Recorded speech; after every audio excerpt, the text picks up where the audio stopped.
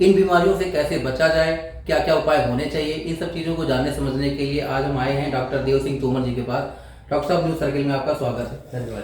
Doctor साहब, सबसे पहले तो ये बताइए कि आज के दौर में मौसम बदल रहा है, चूंकि ठंड आने वाली है, सर्दी की दस्तक हो चुकी है। कौन कौन सी बीमारियां हैं जो हो सकती हैं और इनसे कैसे बचा जा सके?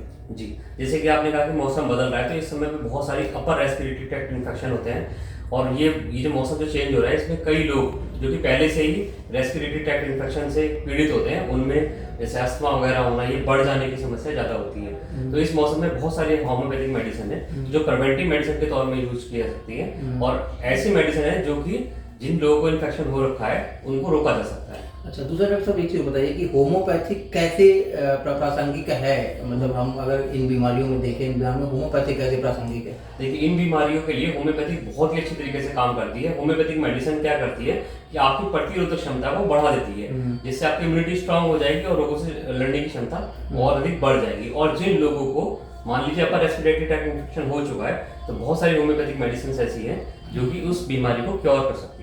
अच्छा, दूसरा एक सवाल डॉक्टर साहब और भी आता है। सबसे बड़ी चिंताजनक बात यह है कि देश के 10 पॉल्यूटेड सिटी में मेरठ का नाम आ गया है और आने वाले दिनों में स्थिति और ज़्यादा भयावह हो सकती है। ये सब सिनेरियो को आप जानते समझते हुए क्या कहना चाहेंगे लोगों से, हमारे दर्शकों से क्या अपील करना चाहेंगे, कैसे बचें? जी, देखिए, इस मौसम में क्या है कि आप ज़्यादा से ज़्यादा पानी का सेवन करें, है ना, और क्या करें कि ज़्यादा से ज़्यादा ऐसी मेडिसिन का प्रयोग करें जो नेचुरल मेडिसिन, जैसे आयुर्वेद होगी, होम्योपैथिक मेडिसिन होगी, जिससे कि आप बीमारी से बचे रह सकते हैं। अच्छा, दूसरा ये जो लोग मॉर्निंग वॉक करने जाते हैं या शाम को भी घूमने जाते हैं, क्या ऐसे लोग? नहीं, इस समय पे मॉर्निंग वॉक करना सही नहीं है, क्योंकि वैसे ही वातावरण के अंदर बहुत ज़्यादा प्रदूषण है, तो इसलिए इस समय पे अवॉइड करना चाहिए। अच्छा, दूसरा सब एक चीज़ और आती है कि स्मॉग, फॉग और पॉल्यूशन, ये 3 लेयर होते हैं। इन चीज़ को कैसे समझें? जैसे आप देखते हैं बड़ा डेंस हो जाता है माहौल और उसमें जो लोगों को सांस लेने में भी दिक्कत आती है। ऐसी सिचुएशन में क्या करना चाहिए ऐसे मरीज देखिए, ऐसे ऐसे मौसम में तो ये है कि ज़्यादा से ज़्यादा बाहर जाने से बचना चाहिए,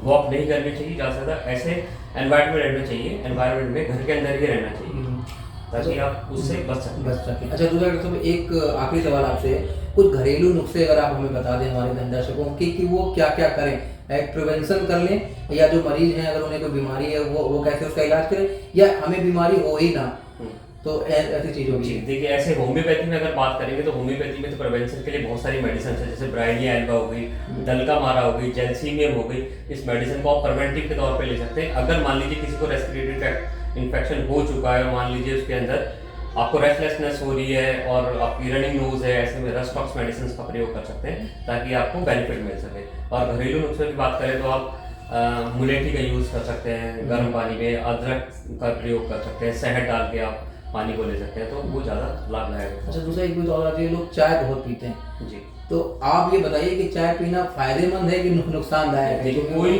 कोई भी चीज़ है, चाहे चाय है, अगर आप अधिक मात्रा में पिएंगे तो सारी चीज़ नुकसानदायक है। एक सीमित मात्रा में आप किसी चीज़ का सेवन करते हैं तो वो ठीक है, अगर किसी भी चीज़ का आप ज़्यादा मात्रा में प्रयोग करेंगे तो वो सब नुकसान ही करेगी। अब दूसरा एक चीज़ और बता दीजिए कि दिनचर्या लोगों की कैसी रहे, क्योंकि लाइफ स्टाइल बिगड़ रही है तो इससे और ज़्यादा बीमारियां होती है, तो वो दिनचर्या जरा अगर आप मेंशन कर देंगे हमारे दर्शकों को।